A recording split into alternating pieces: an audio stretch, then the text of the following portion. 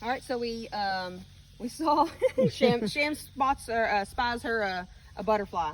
So we visited the greenhouse, in addition to what I call my formal garden, which is ridiculous, but anyway. So this is also another little perennial island.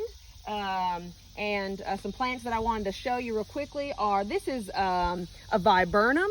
And I think it's like summer snow or something like that, but it has a huge white bloom on it. And it looks like a hydrangea, but you can see all these buds. A lot of times anything from this level down never makes it because my pruning crew comes in and takes them out. So, but this bush has grown huge this year, and so I'm hopeful that, but you can see they've got some buds on them right now. We've got some phlox in here. Everything's very, very happy in this bed because, once again, when I established this bed many years ago, tilled in tons of organic matter. This is Sheffield's Hillside Pink. It's a landscape mum, and it is a gorgeous plant. I don't pinch these, and I could, but so I use everything that I can for cut flower, and if I don't pinch them, they'll get really long, and that's what I want. Right in what's called cracking bud stage is when I will cut this and use it as a cut flower. And they have like a daisy look to them, yellow centered, really light pink. They are gorgeous. And they have eaten some Dusty Miller down there, and Dusty Miller, and especially this one, I think it's called New Look, is really hot for wedding work. So I can see that. I'm going to seed a whole crop. I bought that one to use for a wedding that I had in April, but I'm going to do a crop of those as well. So this sedum is gorgeous this year. I assume it's autumn joy sedum. It is. But there's some other ones that have that, but it's really, really pretty. How about your cannas? How have they done this year? They're growing. that's mine. They've grown, but they've not bloomed much. Oh, really? Yeah, I don't not really as much pay as attention to them because they don't make good cut flour. I don't really care. I gotcha. At this point, no. I mean, they just do their thing, and sometimes parts of it'll die off, and sometimes it'll come back. I mean, then it's been there for quite a while, and I don't remember who gave it to me, but chances are half the stuff in this garden came from a master gardener. Yeah, absolutely. I love that. Okay, where to? Yeah. Let's talk about this jungle right quick because there's not really a whole bunch to see, but this is my original cutting garden. So about maybe it's about 5 years ago now, I have a raised bed in here that is my vegetable garden, and I just started, I don't like to cut stuff for my landscaping, because I want to see it out in my landscaping, and so I just wanted to have a dedicated bed where I could put a whole bunch of zinnias in and make cuttings from it. And I had some dahlias in there too. So it's a rounded area, and then there's a path, and then another rounded area on the backside. And so that's kind of what started it all for my flower farming thing. I got into it, making cuts, making bouquets for people. So this is the genesis of what my flower farm is today. And I kind of want to keep it, but at the same time, this is kind of valuable bed space, and it's harder to work in that shape, as in rows. And I'll show you when we go to the commercial areas why. So I don't know if it'll stay like this. There are some perennial things, and there's a lot of gladiolas and things that I'd have to dig out. But I'd grow a lot of dahlias, and I got some dahlias in some pots. Dahlias actually like cooler weather, and so they start to pump out a lot more blooms. But then when we get that threat of frost, I take these in our tractor, and they go in the greenhouse, and then they just all of these, just these whole pots. Yep, the whole pot goes in, and then they will continue to put some flowers out for me. So I've done that. They're in really too much shade right now, and they stayed in the greenhouse too long.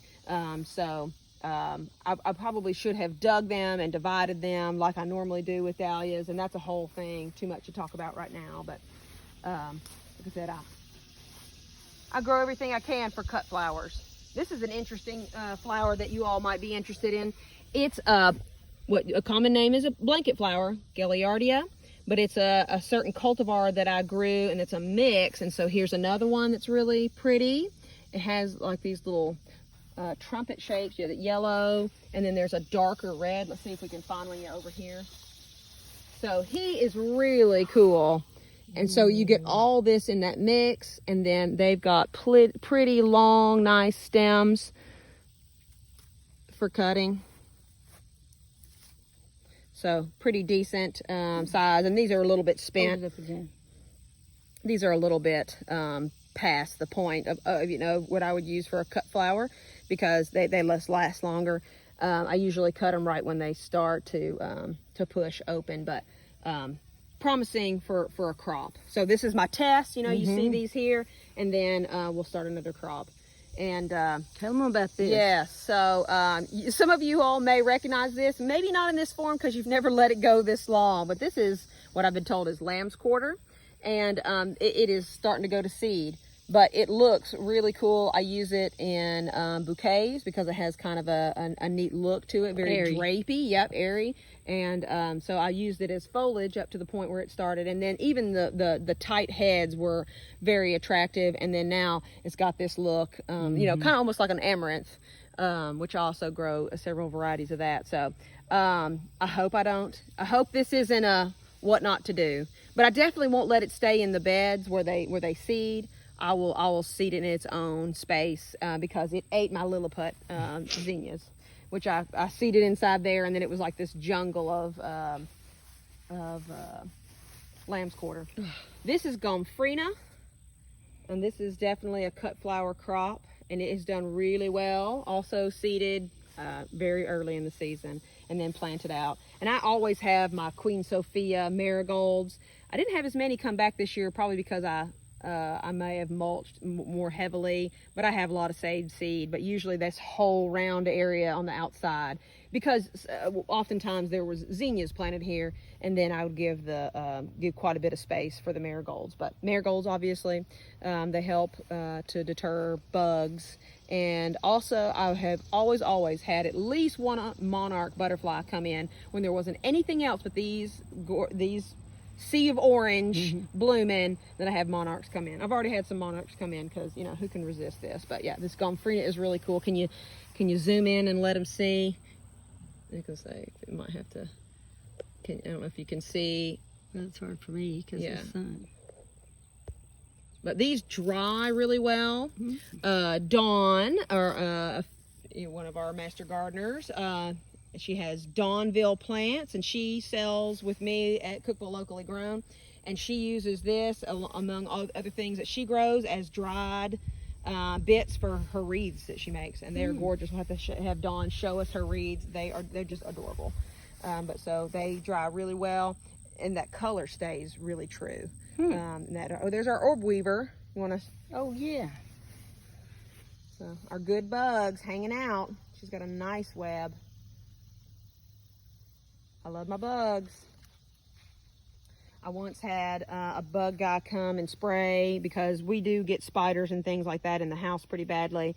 And he went to spraying on my fully bloomed hydrangea, and I freaked out. And I went through with a water hose after, and hosed them all back off because the butterflies were on them, and it just, so watch out when you got the bug guy coming. Be very, very adamant that no spraying blooming bushes. So I got a deer fence up here. I've asked Vicki to watch out because it's really sharp up here, but it is sharp. yeah, I've got it up off the ground right now just because we came through here and mowed, but I have to protect from my pruning crew. They've been pretty good this year. I guess I need to find, and then knock on wood. I got a few peppers. I seeded all my peppers, everything from seed this year, and they have done really well. They obviously need some water and maybe a little hit of some. I use fish emulsion as my fertilizer. Fish for everything. Yeah, fish emulsion. It's pretty easy to get a hold of. They even have it, that Alaska brand, at Walmart. And it's just a concentrate, and you just put like a couple tablespoons, 1 to 2 in a gallon of water, and you can drench it, or you can use it as a foliar spray. So you can put it in a backpack, or you can use one of those little like the Miracle Grow brand, you know, hook up and spray on your plants, and they like it. So if see, it's kind of starting to get this lighter green color, you hit it with some fish emulsion, he's happy. But I usually, look, speaking of, look who we have. A monarch. I hope I got Did you it. see him? The sun's in my eyes, and I don't know if We'll find him. He'll come back. You got butterflies all over. Yes. There's been some up there. Look at that one now. There may even be, I don't know, they could be even laying eggs or you know, in those. I have no idea. So anyway, fish emulsion and kelp is also another an ingredient that you can use. Just a fish emulsion, or you can get a combination of fish and kelp. You can also get those at Grower Solutions if you can't find it. Like right now, you can't find it at Walmart, Amazon. But if you need to pick some up, you know, same day, hit grower solution. So yeah, look at these peppers. Some nice peppers. I've had some monsters on there, and then it's a mix. So there's like purple ones, all kinds of fun colors. So I love my peppers.